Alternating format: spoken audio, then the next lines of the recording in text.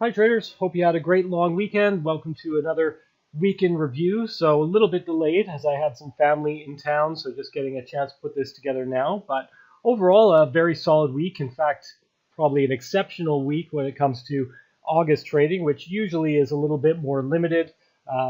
You don't often see bigger swings. We were getting some pretty good swings, at least on an intraday level in here. Some opportunities to take some bigger profits on some trades, and led to a really quite a good result at the end of the week. So more of a normal amount of trades and pretty good win rate compared to last week where I traded a little bit less, but definitely a good one overall. And you can see here, a few winning days, and in fact, one losing day, and we'll go into that a little bit in terms of kind of the lessons in here.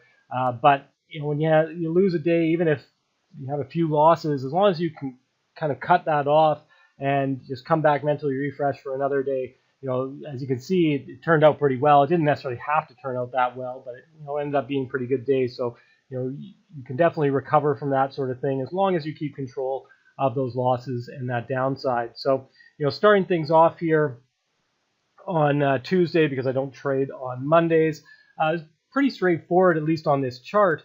But the real difficulty of it was, and I've talked about this in the trading journal on the website, is just that idea of having a bias. So it was very easy to go into this day if you looked at the pre-market action, the overnight action, good run up. It's very easy to go into this day as you're putting in fresh highs and really look for that to continue. And that is kind of what I'm sort of hoping happens. That's sort of the path of least resistance, maybe even what I'm kind of expecting to happen. But I'm not necessarily going to completely stick to that in spite of all market information to the contrary, right? So that's where people run into trouble. They have this bias. They struggle to adapt as the conditions change and the market's going a different way. And sometimes that means they hold on to losses for way too long and could blow up accounts, stuff like that, or they just miss out on all the good trading opportunities. So, I wanted to go long, at least that was kind of the way I was looking at things early on, but when it didn't develop that way and shorts were on the cards, that's what I took advantage of. And then once it gets into areas where I can expect to see some demand come in, and I see that demand confirmed from the market and overwhelming some of that supply, well, then I can go the other way. So that was really the lesson on that day.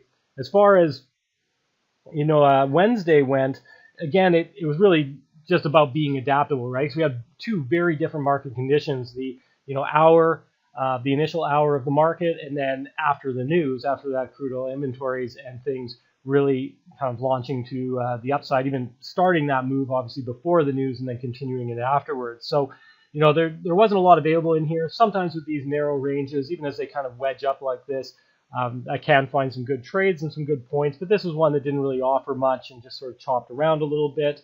But the important thing is being ready, being prepared for that to change. And sometimes it goes into, the New York lunch before that really changes. Sometimes it can be a little bit earlier like this, or a bit more of a news-based move. But if you're, ready for that and willing to adapt, it's pretty easy to sort of open up those targets and start looking for something a little bit more distant. And, again, in terms of something I often see people I've worked with, other traders I've known, especially when they are starting off and they're quite new in this business, I see a lot of people kind of doing the opposite of what they should. When the market's not moving very well, when things are choppy, when things are pretty sideways, what they'll do is they'll kind of be hopeful that they're going to get that breakout. They'll kind of get greedy of like, well, this is tight here. Maybe this turns into a big move and I can get 4 or 5 points with very little risk. And even if the market's not giving them any real information, any confirmation that that's happening, they'll hold on to that. And they're willing to take bigger losses and willing to take a lot of time sitting in those trades just hoping that something will come of it. And a lot of times it won't, right? A lot of times it'll chop back on them, they'll take bigger losses. And then when the market starts moving well, people often do the opposite of what they should. They will basically kind of get fearful, right? That trend could be coming to an end and maybe they're up a point or 2 points in a trade and they're afraid they might give that back. And so they panic the moment that price kind of ticks against them and they exit the trade for a small win. And then, of course, it continues in their direction, in that trending direction. So it's something that each trader often has to learn. There's a few exceptions, but most of the time people just have to learn through that experience that they kind of need to work against those natural inclinations, essentially, to kind of stay in and take bigger risks when the market's not moving well, and to panic and kind of get out and take the small profits off the table when it is moving well. And if you can kind of switch that around and and open things up when you're getting those good swings. Even take a little bit more risk. Give that trend a little bit of chance, some breathing room to come back when things are moving well,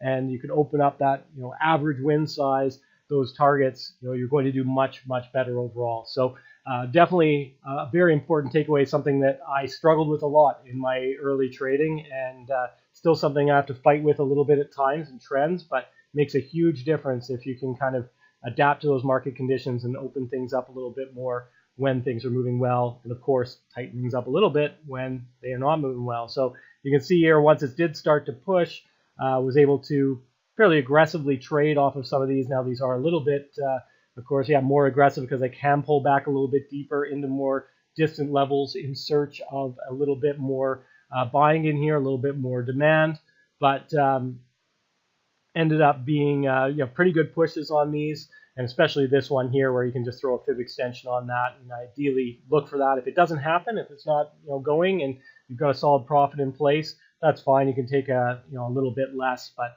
with these bigger swings, usually a little bit of patience does pay off. And then if things start to change and things start to slow, well, then you bring in the target a little bit and adapt accordingly. So this one here, this was actually the losing day on Thursday, and I will be the first to admit that I probably could have traded it a bit better. I was kind of aggressive, even though we were sort of in that sideways range. And now, what I just said about kind of tightening things up and keeping that risk low, ideally when the market's not moving well, that is the way I want to go after this one, and I did in at least one situation. But there was a couple situations here where I just didn't really get that chance. So if I could have, I would have, but you don't always get a chance to do that. Not everything plays out exactly as you want it to in the markets and trading. So it was one that, a couple more aggressive plays, but nothing that I really look back on and regret taking or anything like that. But the important takeaway of this is that if I have a day like that, I have to know just to call it quits, essentially, right? I have a loss limit in place. It's usually around 3.5, 4 points. And if I hit that stage, I'm just going to call it a day. I'm going to walk away from the screens. And I'm going to go do something else. I'm going to mentally refresh myself because I want to make sure that I don't kind of spiral, right? Where you start taking more and more losses. You try to take revenge on the market, essentially, or try to drag yourself back up to break even. There's nothing wrong with having a losing trade. There's nothing wrong with having a losing day. As long as you took good trades that fit your plan, trades that have a good expectancy over time, a good positive expectancy, are going to pay you over time. That's the important thing. So I don't really worry about that walking away, but I also want to make sure, that I'm not getting on sort of emotional tilt or trying to force things to happen when the market's really maybe not moving all that well, right? So you have to have that cutoff point. And for me, it's either hitting that max loss, or if I take a few losses in a row, unless they're very small, managed well, I'm usually just going to wrap things up and just come back another day, which hopefully will have a little bit more opportunity, a bit more conducive to good trades and good profits available. And that is the way that it turned out on Friday. Now, this was an exceptional day and kind of unusual because not only for August to kind of cover this sort of ground with these swings, but end of the month.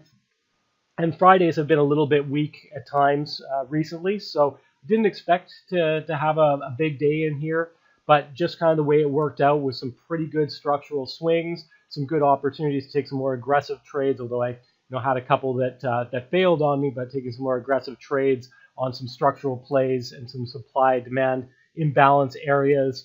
And pretty easy to open up the targets as well, because obviously these swings were a little bit bigger in here too. So it's just the same thing I've been stressing all the way through, adapting as things go, and really trying to take advantage of this too. I traded longer than I typically would on a Friday because things were going well, right? I wanted to keep going and keep trading until the market either started to quiet down or I started, taking some losses, because I really do want to have that strike while the iron is hot sort of mentality and make sure that when things are moving well, I'm taking advantage, right? So it's going back to what I was talking about before, knowing when to stop, cutting myself off if things aren't moving particularly well, and trying to take advantage when they are, and when either the market's moving well or I'm simply performing well, when I'm in the zone and my trading's going good.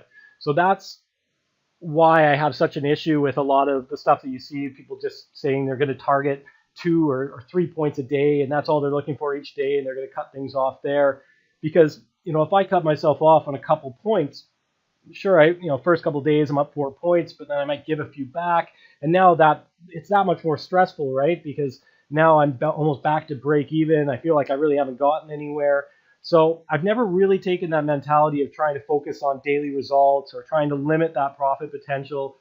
I want to limit my downside, but I don't really limit my upside. And I just take good trades as they become available and try and let that edge play out. And then, of course, get a bit more aggressive if the market is moving aggressively and try to keep trading while the trading conditions are good.